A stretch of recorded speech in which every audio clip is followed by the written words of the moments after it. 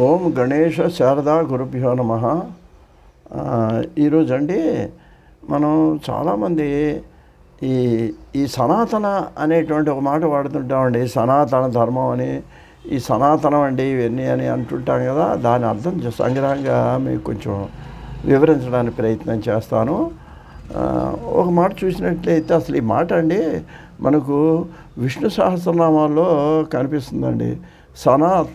సనాతన తమః కపిల కపిరవ్యయ అనేటువంటి విష్ణు సహస్రనామంలో సనాత్ అనేటువంటి మాట ఉంది. దాన్ని మనం నామం కింద చెబితే సనాతనే నమః అనేటువంటి నామము. ఆయన సనాతనుడు అని శ్రీ మహావిష్ణువు అంటే ఏంటండి అంటే ఒక అర్థం ఏం చెబుతారంటే సనాతనుడు అనే దానికి శాశ్వతుడు అని ఒక అర్థం ఉందండి. అంటే ఏంటనమాట అండి, ఆయన శాశ్వతమైన వాడు, చాలా కాలం నుంచి ఉన్నటువంటి వాడు.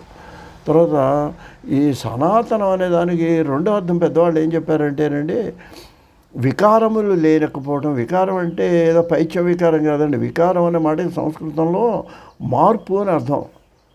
ఇప్పుడు మనం ఉంగరం చేస్తే సంస్కృతంలో దాన్ని ఎవరంటే దాన్ని బంగారు వికారం అంటారు.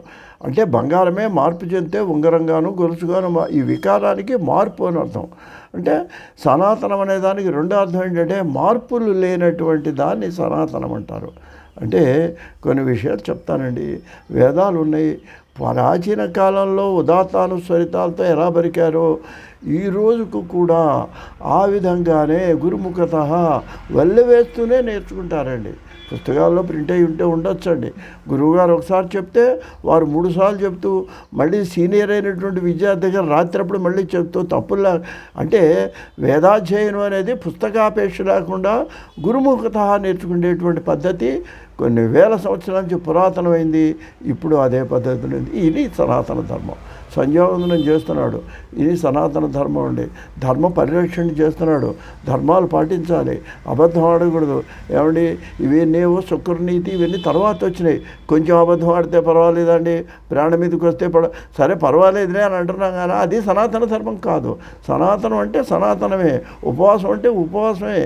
ఇలా ఏదైతే ప్రాచీన కాలం నుంచి మనం మరి అలాగండి ఇప్పుడు అందరూ చేయట్లేదు కదా. అక్కల చేసేవాడు ఒక్కడున్నా సరే మన దేశం భారతదేశం సుభిక్షంగా ఉంటుంది.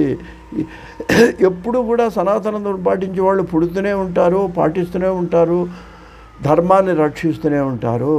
అందువలన ఏదైతే శాశ్వతమైనదో, ఏదైతే పురాతనమైనదో, ఏదైతే మార్పులు లేనిదో దాన్ని సనాతన ధర్మం అంటారు అని మీకు మనవి చేస్తున్నాను. స్వస్తి.